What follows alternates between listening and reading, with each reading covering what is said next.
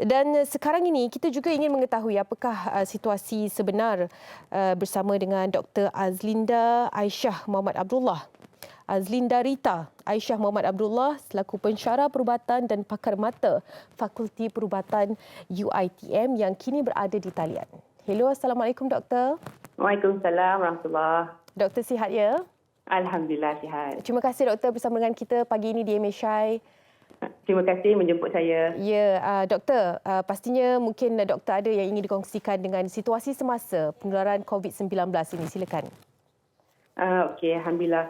Antara soalan yang diminta untuk saya berkongsi adalah tentang kenapa kita kena meneruskan untuk berada di rumah pada ketika Perintah Kawalan Pergerakan. Ya, betul. Boleh dengar suara saya dengan baik ke? Ya, jelas sekali. Okey, Alhamdulillah. Seperti yang kita tahu, minggu lepas sebenarnya kita berada dalam cuti sekolah kan. Sepatutnya memang ramailah yang nak balik ke kampung, berjumpa dengan atuk nenek. Antara yang saya dapat perhatikan, trending kenaikan kes kita di Malaysia ini agak serupa dengan kes di Itali. Na'udzubillah min zalik, kita tak nak berada seperti mereka sekarang, antara yang top 3 di dunia. Dikatakan di sana kes agak banyak sebab warga emas mereka agak banyaklah jumlah warga emas mereka. Dan kita minta supaya seperti yang disarankan oleh pakar-pakar untuk kita tidak balik ke kampung. Kerana nombor satu, kita tak nak ada pergerakan rakyat Malaysia ke kampung tu, kita tak nak ada crowding. Sebab kita tahu virus ini akan tersebar dengan adanya human contact, iaitu sentuhan antara manusia ke manusia. Sebab virus ni tersebar dengan sentuhan. Okey. Melalui droplet. Bila orang batuk, bila orang bersin, virus ni akan terkeluar dan dia boleh jatuh, satu melalui sentuhan kita. Nombor dua, melalui bila orang menyentuh pada permukaan-permukaan. Jadi bila crowding contohnya dekat TBS ataupun dekat airport, kita tak nak ada orang-orang yang terlalu ramai, maka dia buat mudah tersebar. Nombor dua, apabila kita balik ke kampung ni, kita tahu yang duduk di kampung ni adalah mak ayah kita, warga emas kan. Betul. Dan kita tahu virus ni seperti kita nampak statistik yang kita boleh lihat, contohnya adalah di China lah, sebab mereka sudah melaluinya lebih awal daripada kita. Virus ni apabila kena pada kanak-kanak, kadar mortality ataupun kadar kematian di kalangan kanak-kanak adalah sangat rendah. Antara 0 hingga 0.2, iaitu kalau kanak-kanak yang kena, 1,000 orang kanak-kanak hanya 2 mortality. Tapi kalau pada warga emas, mereka mortality adalah sangat tinggi, iaitu sampai boleh mencecah 15%.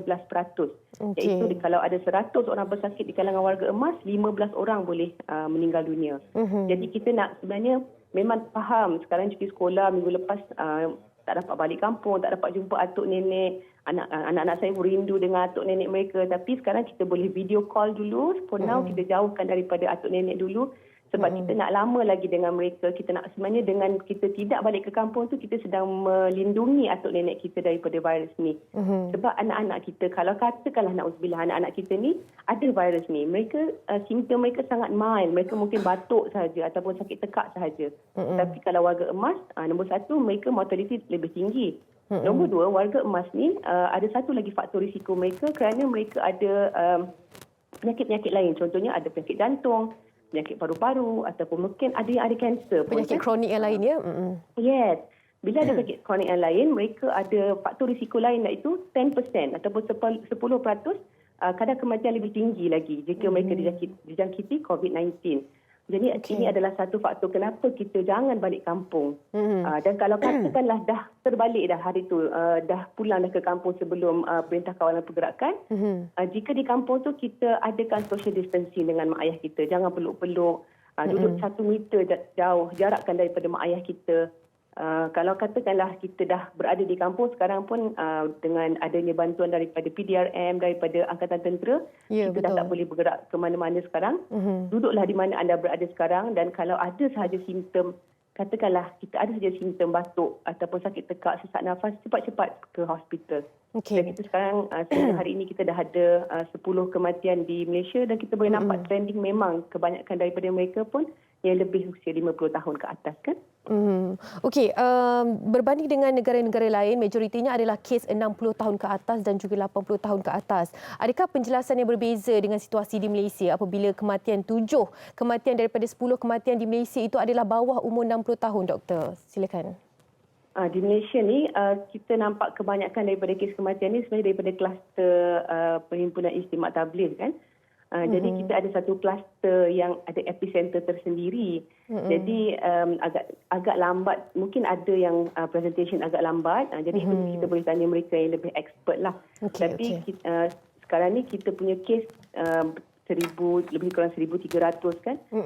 Masih banyak lagi, sebenarnya pasti banyak lagi kes-kes yang keputusannya belum keluar lagi. Sebab kalau tengok pending cases pun masih banyak. Saya rasa masih belum represent the actual cases lagi.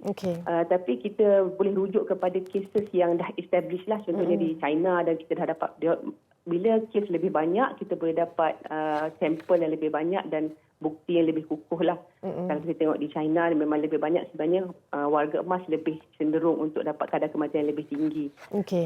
Dan seperti saya sebut tadi, mereka yang ada chronic diseases lebih tinggi faktor risiko untuk kadar kematian yang lebih tinggi lah. Okey, itu dia. Terima kasih banyak-banyak, Doktor. Okey, sama-sama. Terima kasih. Dr. Azlinda Rita Aisyah Muhammad Abdullah, pensyarah perubatan dan pakar mata Fakulti Perubatan UiTM, berkongsi dengan kita tentang mengapa kita perlu duduk di rumah, dan jika anda telah pun pulang ke kampung selepas Perintah Kawalan Pergerakan dilaksanakan, cuma berada di rumah sahaja, jangan ke mana-mana dan amalkan social distancing seperti yang dapat dirumuskan daripada apa yang Dr. Azlinda Rita katakan sebentar tadi.